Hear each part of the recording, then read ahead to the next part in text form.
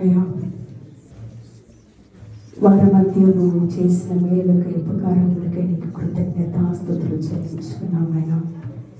ఇంతవరకు నేను నా సంఘమంతుని బిడ్డలందరూ కూడా నీ నామాన్ని మరుగుపరిచి ఉన్నారు, నీ నామాన్ని ఘనపరిచి ఉన్నారు, నేను స్తుతించారు, నీ నామాన్ని కీర్తించారు, నీ నామాన్ని ఆరాధించారు తండ్రి.